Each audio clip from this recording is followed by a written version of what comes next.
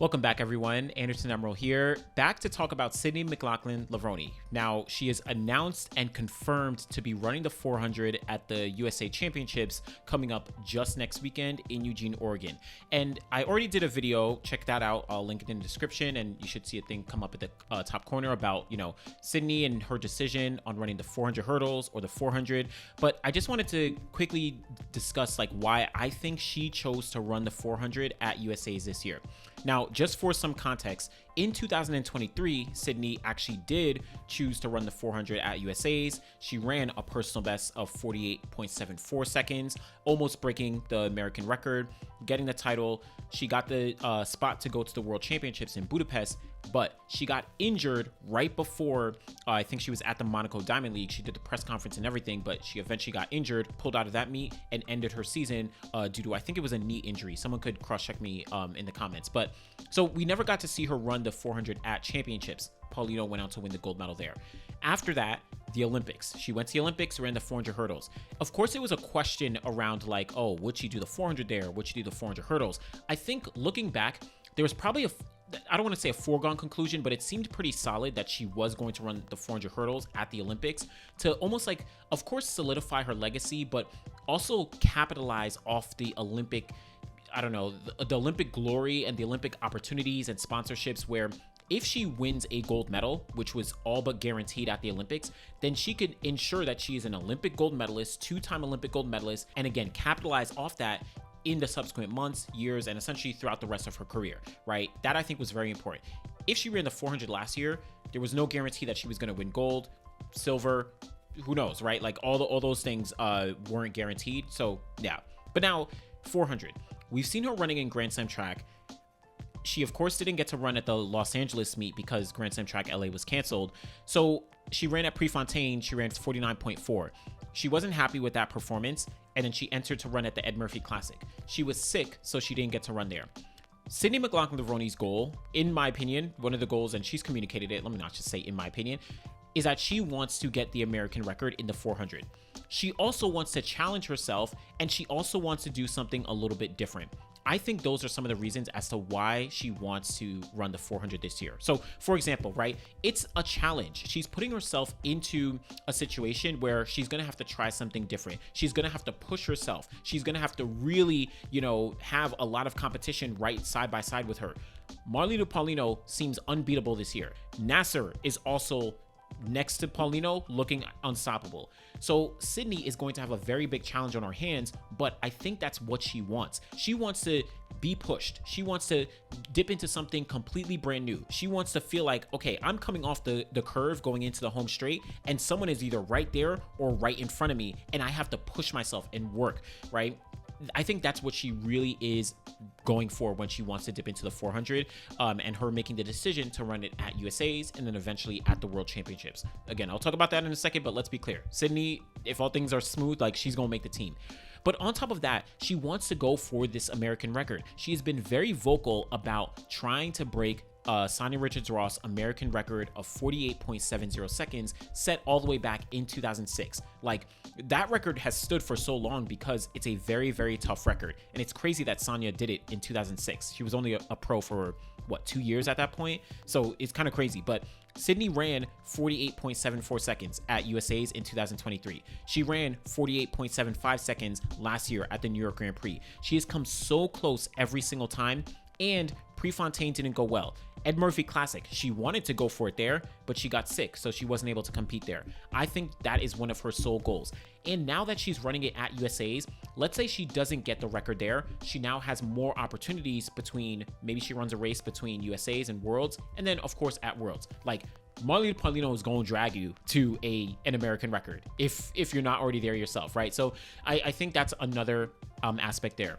Like I've been mentioning too, she competed in 2023 but got injured and couldn't compete at Worlds. She almost has an aspect of unfinished business where I set out to do something, but I wasn't able to complete that task. I think Sydney wants to make sure that she is able to go to the World Championships and compete. Of course, she's competing for a gold medal, but she also just wants to put herself out there and compete and say, listen, I gave it my all. I put myself out there. I tried my best. I lined up against the best competition there is in the 400.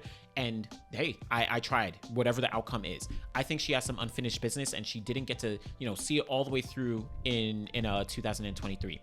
And then also there's a level of excitement. Like I said, Sydney is always looking to push herself, where she's run the 100 hurdles and the 100 meters at Grand Slam track. She's tried the 400 in 2023. She's even dipped into the 200 last year. So she's always trying to push herself in different ways. And I think dipping into the 400 is going to give her that level of excitement. She really wants to try something different. So I overall think this is a good move for Sydney. Now, 2 points. One, USA's. This complicates things for the rest of the field. Well, I guess 2 points, where complicates things for the 400 field, makes things easier for the 400 hurdle field.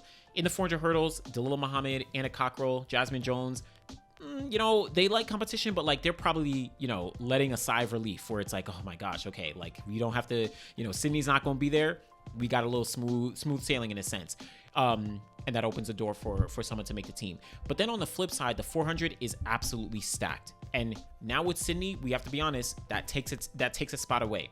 You have Aaliyah Butler, NCAA champion. I think she is, outside of Sydney, she is the favorite for the 400 title. She's run 49.2. She went toe-to-toe with Paulino. Aaliyah Butler is one of those athletes right now. So she is very much in the running here. Then you have Isabella Whitaker, who also has run 49.2 seconds. She ran that indoors, but she's run 49 seconds a bunch of times outdoors as well. She won 2 Diamond Leagues, I think in Oslo and Stockholm, if I'm correct, right? So she also has some strong chops. Coming into USA's before Sydney, I was like, it's going to be Aaliyah versus Isabella Whitaker. But now with Sydney in the fold, you have those 3. Lena Irby-Jackson has been almost in another, she's been stepping up big time. 2018, she ran 49.8 seconds. This year, she's already run 49 seconds once again. The second time in her career she's done so. Lena Irby-Jackson is having like a resurgence that, is really, really dangerous right now. So I think she's also looking for a spot on that team. Alexis Holmes, she was running decently well in Grand Slam track. She hasn't run, I think she hasn't run since, I forget the last race that she's run, but she's been a little in and out, so questionable. She was the only American to make the final at the Olympic Games last year. Add in other athletes like Kaylin Brown is in the conversation. Talitha Diggs is in that convo. Kendall Ellis. You also have Brittany Wilson, who's like been really stepping things up. So listen, it is a very complicated, landscape of the women's 400 meters for the United States, but Sydney is going to be there, and now she's going to likely be going off to the world champs. When we get to the world champs, that is a whole other discussion. I know that in 2023, many people looked at it almost as a foregone conclusion that Sydney was the gold medal favorite because she had run she ran 48.7 seconds because she, of course, had that talent from the 400 hurdles. But I don't think that was really the case. And in my opinion, Paulino kind of like showed that over the next couple years, where she won gold in 2023, won gold in 2024. She's already run 48.1 last year, of course, 48.17. This year, she's already run 48.8. Yes, she lost that one race to Gabby Thomas and Salwa Eid Naser out in Kingston, but she has not lost a single race since, including to Salwa Eid Naser, including at the Paris Diamond League. She ran down Salwa Eid Naser running 48.8 seconds. Like, Paulino is a different level athlete, and she is being very vocal about running 47 seconds. Now, whether or not that comes into fruition, the idea that Sydney is just going to walk through Paulino, not happening, in my opinion. Right? She has the capabilities of beating her, but I don't know. It's not going to be that easy. And we've seen Paris 2023. That's when Paulino actually took down Sydney McLaughlin-Levrone. Add in Salwa Eid Naser, who's already run 48.6 seconds this year, who already has a personal best of 48.14 seconds, who's number 3 all time, who is capable of running with Paulino, like who got the silver medal last year running 48.5. Like, you're talking about 2 athletes who Sydney is going to have to go literally to a realm she's never hit before. Her personal best is 48.74. Paulino and Nasser has already run faster than that this year. Paulino is not too far off that and might just be in that form. And neither of them have to peak for USA's or for championships. So I think when we look towards, world championships, I even mentioned someone like Nikisha Price, who's run 48.5. Yes, she's not in that form yet, but the point is, it's a very complicated field when we get to the World Championships that A, we cannot guarantee that Sydney is going to get a gold medal. B, you cannot guarantee she's going to get a silver medal. C, you can't guarantee she's going to get a bronze medal. It's not a walk in the park. She is one of these most talented athletes. I've spoken about how I actually think she has the potential, like Nasser and Paulino, to run sub 48, but let's not say it's going to be a walk in the park. So overall, just quick video highlighting Sydney McLaughlin-Levrone confirmed for the 400 at USA's coming up next week. I'm going to be putting out some predictions in the days leading up, not like I did for the Olympic trials, not going to be at that in depth, maybe like top 3 or top 5 or something.